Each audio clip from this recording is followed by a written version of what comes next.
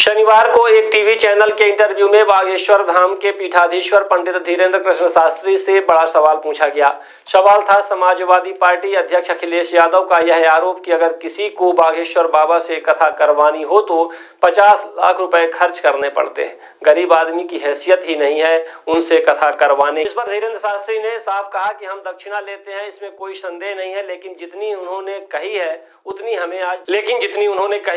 हमें आज तक नहीं मिली। अगर अखिलेश यादव की श्रद्धा जगे तो हम उनके गांव में कथा करेंगे, टेंट और साउंड अपना लगाएंगे, उन्हें यजमान बनाना होगा, लेकिन यह 1 रुपया दक्षिणा भी नहीं लेंगे। धीरेन्द्र शास्त्री ने आगे कहा कि हमने आदिवासी क्षेत्रों में जाकर अपने खर्चे पर कथाएं की हैं। दक्षिणा लेने की हमारी मजबूरी है। एक कैंसर अस्पताल बनाने का संकल्प और दूसरा अन्नपूर्णा भंडारा सेवा। अगर कोई बड़ा व्यक्ति इन दोनों सपनों को पूरा कर दे तो हम वचन देते हैं कि जीवन भर अपनी जेब में 1 रुपया भी नहीं रखेंगे। शास्त्री ने कहा है कि हमारी कथा और प्रवचन कभी भी धन के लिए नहीं होते। अगर श्रद्धा पूर्वक कोई देता है तो उसका सदुपयोग सेवा कार्यों में किया जाता है।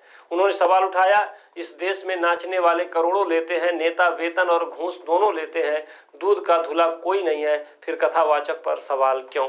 दरअसल यह पूरा विवाद तब शुरू हुआ जब 29 जून को अखिलेश यादव ने लखनऊ प्रेस कॉन्फ्रेंस में कहा था कि कई कथावाचक 50 लाख रुपए तक लेते हैं। उन्होंने धीरेन्द्र शास्त्री का नाम लेकर आरोप लगाया था कि जो सामने से पैसे नहीं लेते वे अंडर टेबल पैसा लेते हैं। क्या आम आदमी की इतनी हैसियत है कि उन्हें घर बुला सके? आप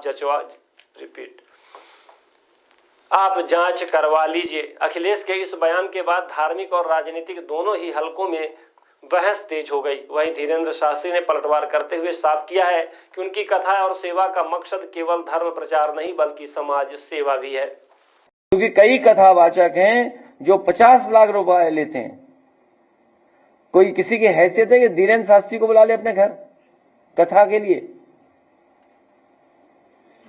कोई अंडर टेबल लेगा वो बाबा पैसे? आप पता करवा लीजिए, अंडर टेबल नहीं लेते हैं वो धीरेन्द्र शास्त्री। क्या कथा वाचने की पता कितनी कीमत होगी उनकी? फ्री थोड़े नहीं।